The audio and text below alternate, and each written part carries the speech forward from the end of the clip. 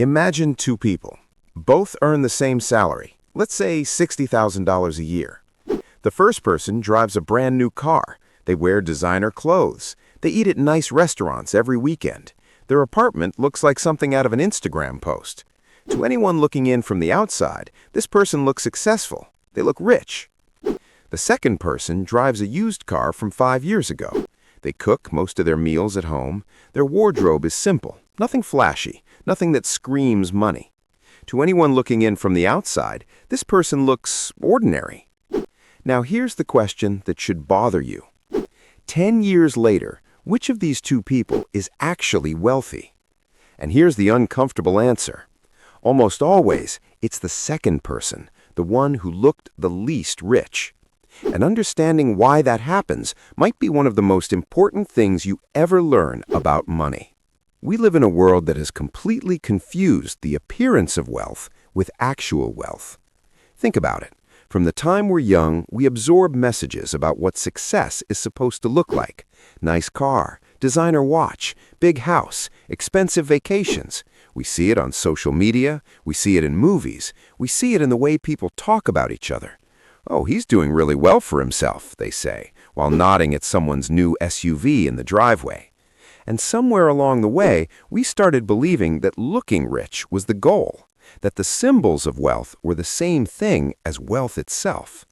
This is the trap, and it's one of the sneakiest traps in personal finance because it doesn't feel like a trap. It feels like ambition. It feels like living your best life. It feels like you're winning. But here's the brutal math that nobody tells you. Every rupee, or dollar, or whatever your currency is, that you spend on looking wealthy is a rupee that cannot become wealthy. These two things are in direct competition with each other. And most people spend their entire lives choosing the appearance of wealth over the reality of it. Let's make this concrete with a simple example. Meet Arjun. Arjun earns 80,000 rupees a month. He's 26, he works hard, he's ambitious, and he wants people to know he's doing well. So he takes an EMI on a premium bike. He upgrades his phone every year to the latest model. He buys branded clothes, he goes out on weekends and picks up the tab sometimes because, well, it feels good. By the end of every month, Arjun has maybe 5,000 rupees left over, if that. Now, meet Vikram. Vikram also earns 80,000 rupees a month. But Vikram makes different choices. He rides a second-hand bike he paid cash for. He uses a phone until it stops working. He cooks most of the week. He invests 25,000 rupees every single month. It goes into a simple index fund. He doesn't think much about it. He just does it consistently, month after month. 10 years pass. Arjun still looks great. Nice things, updated lifestyle, but he has very little saved up. Maybe a few months of expenses in his bank account. He's been on a financial treadmill, running fast, but going nowhere. Vikram? If his investments grew at roughly 12% a year, which has historically been around the average for a diversified equity fund over long periods, he would have accumulated somewhere in the range of 55 to 60 lakhs, from a salary that's the exact same as Arjun's. Same income, completely different outcomes. The only difference, where the money went. Now here's where it gets really interesting, because this isn't just a math problem, it's a psychology problem. Psychologists have a concept called social signaling. It basically means that human beings have a deep, almost primal need to communicate their status to others. We want people to see us as successful, capable, attractive, powerful. And for most of human history, the way you signaled this was through what you wore, what you owned, what you displayed. The problem is that in the modern world, this instinct has been weaponized against us. Every luxury brand, every car company, every smartphone maker, every fashion label, they're not just selling you a product, they're selling you a signal. They're selling you the feeling of being seen as successful, and they're very, very good at it. They've spent billions of dollars figuring out how to make you feel like their product is the thing that will finally communicate your worth to the world. And we fall for it, over and over again.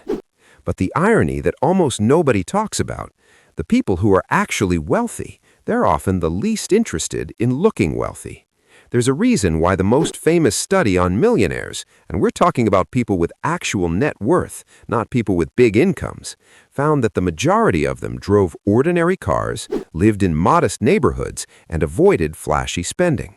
Real wealth is quiet. It doesn't need to announce itself. Think about it from a different angle.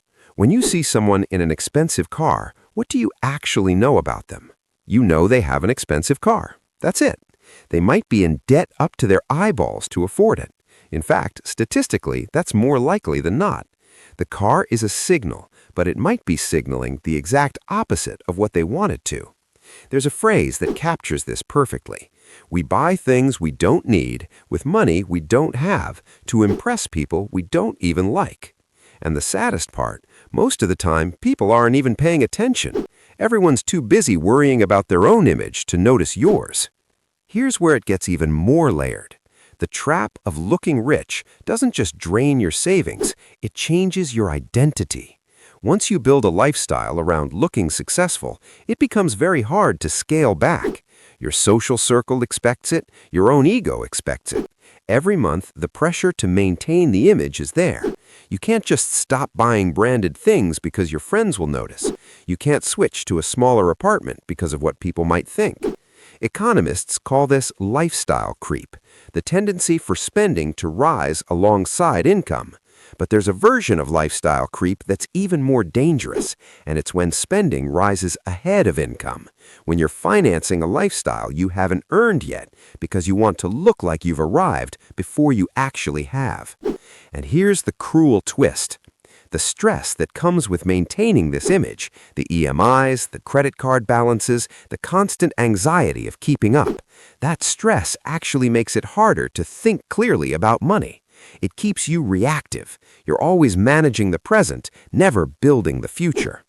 Real wealth, on the other hand, creates the opposite feeling.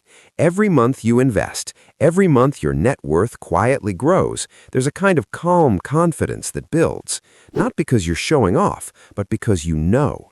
You know that behind the scenes, you're building something real. So what do you actually do differently? First, separate your self-worth from your net worth display. Your value as a person is not communicated by your car or your phone. The people who actually matter in your life don't need those signals. And the people who judge you based on those signals, honestly, their opinion shouldn't be running your financial decisions. Second, ask yourself a simple question before any big purchase. Am I buying this because it genuinely improves my life, or am I buying this because of how it will look? That question alone, if you answer it honestly, will save you an enormous amount of money over your lifetime. Third, redirect the money. Take even a fraction of what you would have spent on image, a few thousand rupees a month, and put it somewhere that compounds, an index fund, a recurring deposit, something that grows quietly in the background while you live your life. Time and consistency are the real flex. And fourth, redefine what success looks like to you personally. Not what Instagram says, not what your neighbor's car says, not what an advertisement says. What does your version of financial security actually look like? What would give you real freedom? The freedom to work on your terms, to not panic when an emergency comes, to one day choose how you spend your time. That's the goal worth building toward. Here's the thought I want to leave you with. There are two kinds of rich. There's looking rich, which is visible, immediate, and emotionally satisfying in the short term. And there's being rich, which is invisible, slow building, and gives you something that no car or watch can ever give: actual freedom. The trap is that looking rich actively prevents you from being rich. Every month you choose the signal over the substance, you're trading your future freedom for today's approval. And approval from people who don't know your bank balance, your stress levels, or your 3 a.m. money anxieties is a pretty bad trade. The question isn't whether you can afford the lifestyle you're performing. The question is, what kind of life are you actually building? Think